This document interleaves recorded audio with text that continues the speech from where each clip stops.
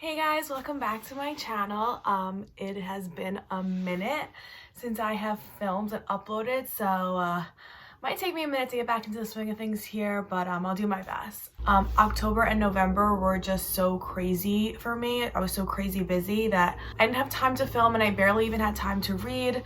So I just wanted to sit down today when I had a minute, talk about the books that I read in October and November, and talk about the books that I plan to read in December to finish off the year. But before I jump in, let's address the elephant in the room, and that is my hair. So the last you guys saw, I had purple hair, and now you can see my hair is pink. I did actually have red between the purple and the pink, but unfortunately just wasn't able to film. But if you want to see the red, just jump over to my Instagram, and that's linked below. But yeah, so now I have pink hair. What do you guys think? Do you like it? Also, I don't know if you guys can tell, but I got a new bookshelf. It's the same one I had, but taller and white. So it's like the same Billy situation from IKEA. I'll show you guys my whole bookshelf when I show you guys my new room once I finish redoing it in a few weeks. So stay tuned for that. But yeah, so without making this intro super long, let's jump right into the books that I read in October and November. Okay, so the first book I read in October was A Rogue of One's Own by Evie Dunmore, and I have talked about this book before, so I'll just quickly give a quick summary if you haven't seen those videos. But A Rogue of One's Own is a historical romance that takes place in 1800s England. We follow our main character Lucy, and she is a leader in the women's suffrage movement. And her goal is to basically amend the law that says when a woman marries, she loses her right to vote, and she basically becomes like property of her husband. So that's kind of her goal throughout the first book in the series, Bringing Down the Duke, and A Rogue of One's Own. And in the beginning of this book, she runs into a childhood friend of hers, Tristan, who is, you know, not this kind of nerdy, dorky, awkward kid anymore, but he's kind of grown into this super attractive man that she finds herself kind of you know, wanting to see again, wanting to learn more about, and all that kind of stuff. I don't want to go too much more into detail with the book because I don't want to give anything away, but if you love historical romance, I highly recommend this book. I love this whole series. I love that it really centers around the women's suffrage movement, and that's really a vital part of the story. And the romance is really fun. The books you just fly through. They're really enjoyable. If you're kind of in a reading slump or you're bored on like a rainy Sunday, both Bringing Down the Duke and A Rogue of One's Own are great books to pick up in that type of situation. So the second book I read in October was Jade City by Fonda Lee, and oh my god, I loved it. Jade City is I guess, fantasy sci-fi book that takes place in a made-up country post-World War II, so around the 60s, 70s. And the best way for me to describe this book in kind of like one sentence is kind of like an Asian cultured inspired Sopranos. This book takes place on the made-up island of Kekon, and the biggest resource on this island is actually jade, which is kind of like this rock gemstone thing that grows naturally only on the island of Kekon. You can't find it anywhere else in the world. And what jade does is it basically can enhance someone's like natural physical abilities. It doesn't work on everyone, but certain people based on, I guess, like their bloodline can use jade to become stronger, faster, kind of all of those things.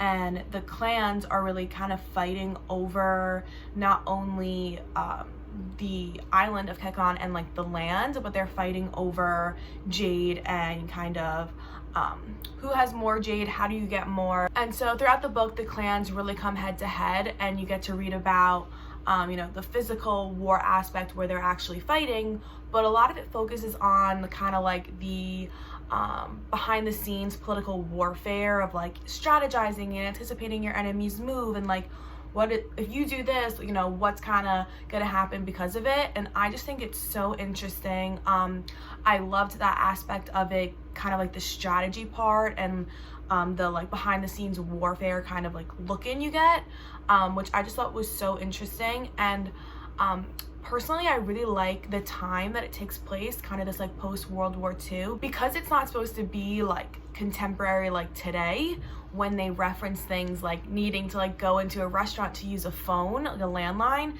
That, you know, makes sense because that's the time. Whereas if they were supposed to be like, if it was supposed to be a contemporary, it's taking place now, and people like open their flip phones, and it's like, it just kind of makes it less like accurate, and it kind of like ruins the like setting for me. So the fact that it was like modern but still not like today, I just loved that.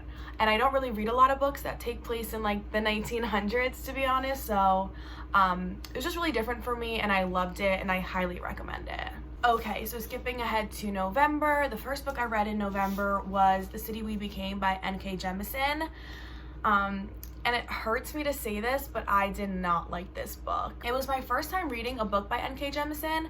I was really excited going in, and I think that because of, you know, my excitement for reading this author and the kind of excitement over this book, it was just super hyped, and like it just didn't live up to that hype. It wasn't as good as I expected it to be. So The City We Became is a contemporary fantasy that takes place in New York City, and basically the premise of the story is New York is being attacked by the enemy, which is kind of like this otherworldly being, and our New York City avatar, who's basically like the city come alive, is supposed to fight the enemy.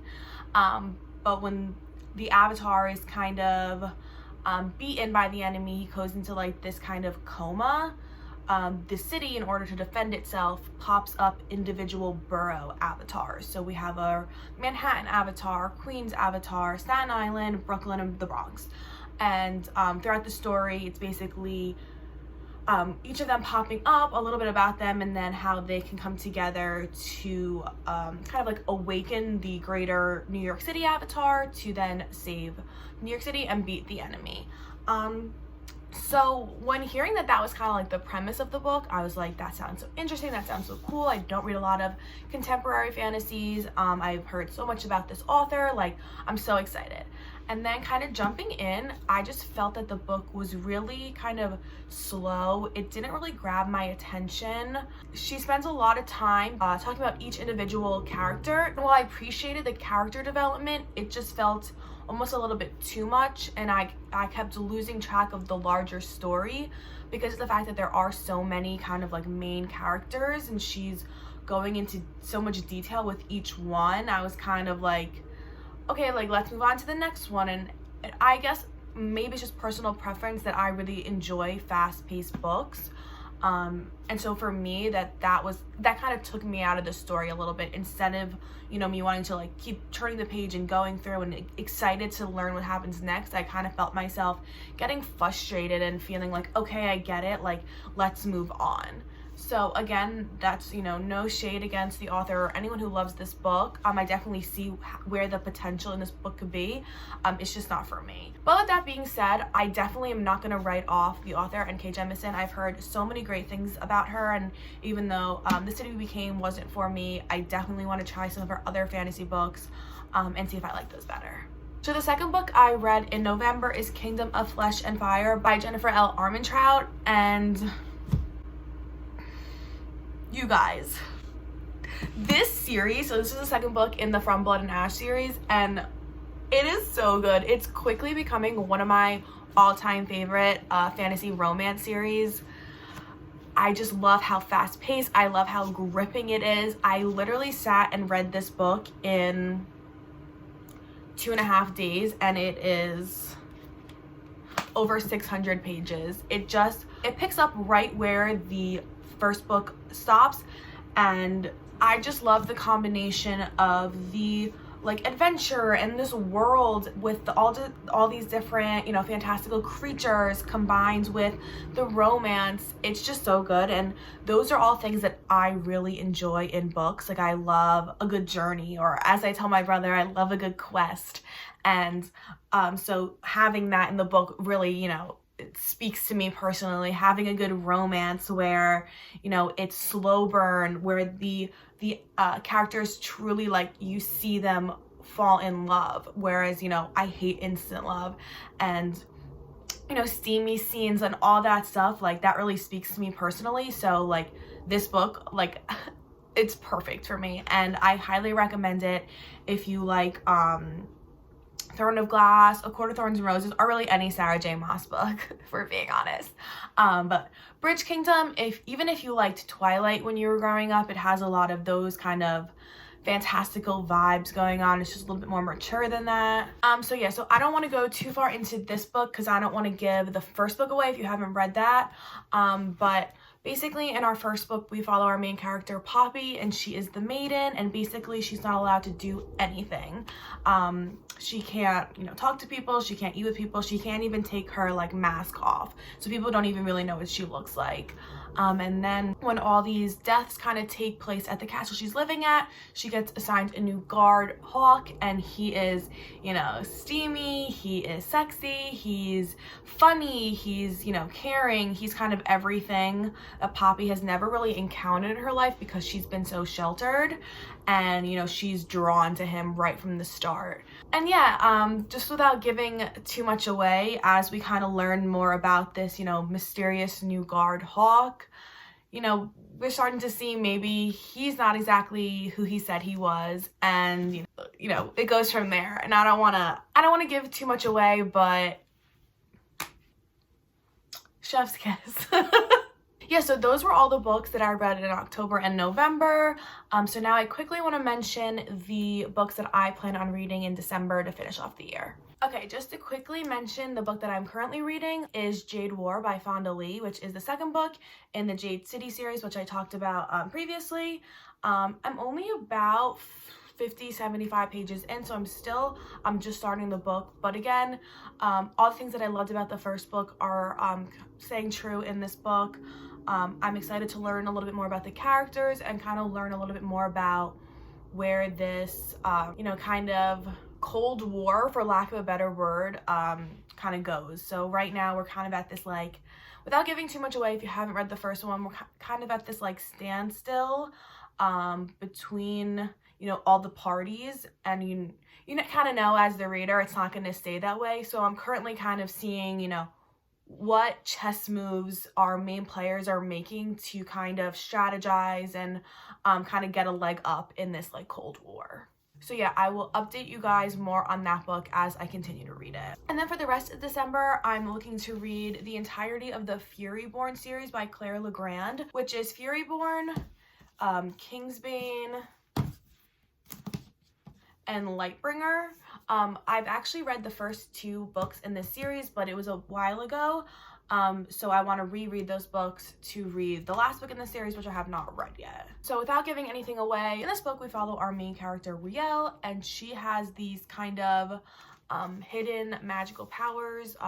She is not supposed to have these powers, so only a few, you know, a handful of people know she even has them, and she's supposed to keep them hidden.